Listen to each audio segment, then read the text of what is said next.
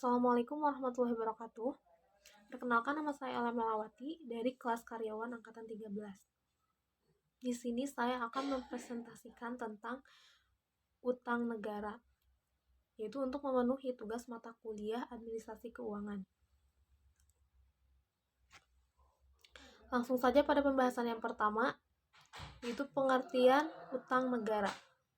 Utang negara berdasarkan Undang-Undang Nomor 1 Tahun 2004 merupakan jumlah uang yang wajib dibayar pemerintah pusat dan atau kewajiban pemerintah pusat yang dapat dinilai dengan uang berdasarkan peraturan perundang-undangan yang berlaku, perjanjian atau berdasarkan sebab lain yang sah.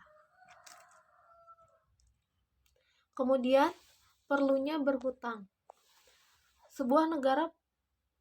Ada beberapa poin sebuah negara perlu berhutang.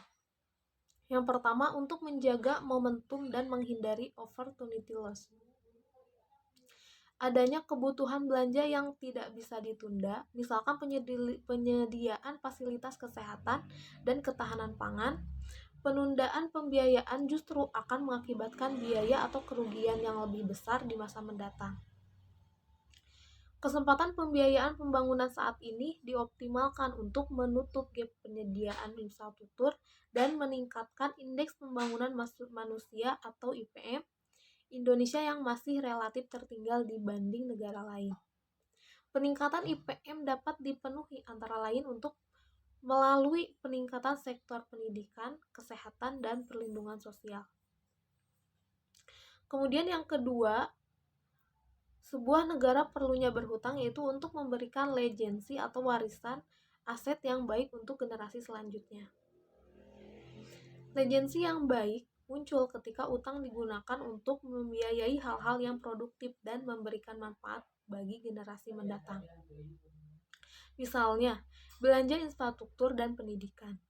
Pembiayaan kebutuhan belanja melalui utang merupakan investasi yang dapat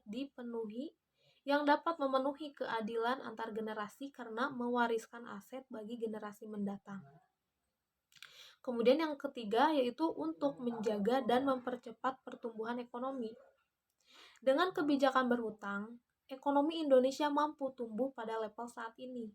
Studi Badan Kebijakan Fiskal menyebut bahwa jika rasio utang terhadap PDB ditahan pada level 23%, maka rata-rata pertumbuhan ekonomi per 3 tahun akan berada di bawah 5%.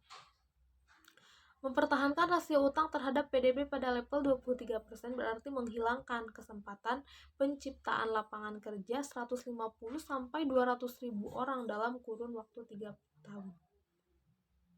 Kemudian yang keempat, yaitu untuk mengembangkan pasar keuangan. Instrumen utang pemerintah yang diperdagangkan di pasar keuangan digunakan sebagai acuan bagi industri keuangan. Penerbitan instrumen utang pemerintah merupakan alternatif investasi yang ditawarkan kepada masyarakat karena kegiatan operasi moneter oleh Bank Indonesia juga turut didukung melalui penerbitan instrumen utang pemerintah. Selanjutnya, utang negara dalam APBN. Anggaran pendapatan dan belanja negara atau yang biasa disingkat APBN merupakan rencana keuangan tahunan pemerintah pusat yang disetujui oleh Dewan Perwakilan Rakyat atau DPR. APBN memuat rincian yang sistematis atas rencana pendapatan yang akan diterima dan nilai pagu maksimal yang akan dibelanjakan oleh negara. APBN Indonesia hingga kini masih menerapkan sistem penganggaran defisit. Hal inilah yang menyebabkan terdapat kolom pembiayaan dalam APBN untuk mengisi nilai pendapatan pembiayaan atau neto yang diperlukan untuk menutupi kekurangan pendapatan negara. Untuk menutupi kekurangan pendapatan negara tersebut, banyak cara yang dapat dipilih dari sekian banyak opsi seperti penjualan aset yang dimiliki, utang, dan lainnya. Namun dari semua itu, utang atau terlepas apapun jenisnya, merupakan instrumen yang paling sering digunakan pemerintah dalam pelaksanaan APBN. Karena memiliki tingkat resiko yang dapat dikendalikan, tingkat fleksibilitas yang tinggi dari segi waktu, jenis dan sumbernya, dan kapasitas yang sangat besar. Selanjutnya, fungsi dari utang negara. Fungsi dari adanya utang negara ini sendiri diantaranya yaitu yang pertama untuk menutupi defisit anggaran. Yang kedua, untuk menutupi kekurangan kas atas kebutuhan kas jangka pendek dalam pelaksanaan belanja yang tidak dapat ditunda. Kemudian yang ketiga yaitu solusi dalam penataan portofolio utang pemerintah yang tentu dimaksud untuk mengurangi beban belanja untuk membiayai utang dalam APBN di tahun-tahun berikutnya.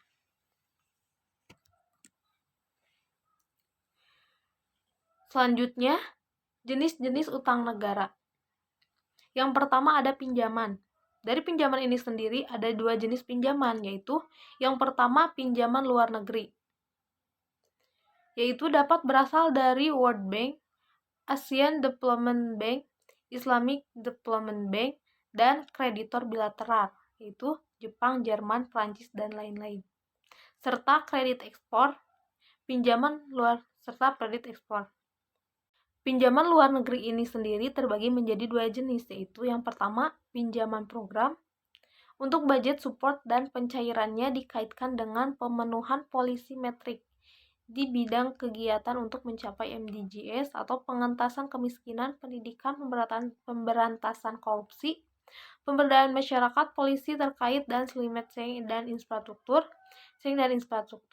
Kemudian yang kedua, ada pinjaman proyek, yaitu untuk pembiayaan proyek infrastruktur di berbagai sektor atau perhubungan, energi, dan lain-lain. Proyek-proyek dalam rangka untuk mengentaskan kemiskinan atau PNPM. Kemudian yang kedua, dari jenis pinjaman itu sendiri ada pinjaman dalam negeri, yaitu yang pertama Peraturan Pemerintah Nomor 54 Tahun 2008 tentang tata cara pengadaan dan penerusan pinjaman dalam negeri oleh pemerintah. Yang kedua berasal dari Badan Usaha Milik Negara atau BUMN, pemerintah daerah, dan perusahaan daerah. Yang ketiga, untuk membiayai kegiatan dalam rangka pemberdayaan industri dalam negeri dan pembangunan infrastruktur untuk pelayanan umum, kegiatan investasi untuk menghasilkan penerimaan.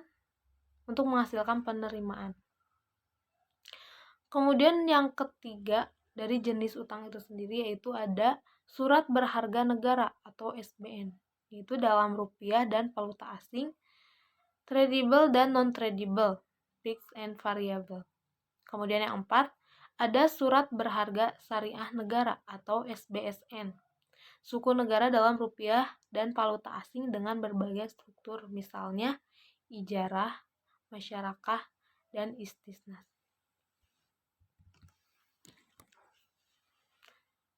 Baik, terima kasih.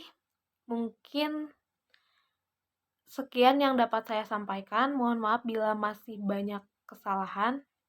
Dari topik wal hidayah. Wassalamualaikum warahmatullahi wabarakatuh.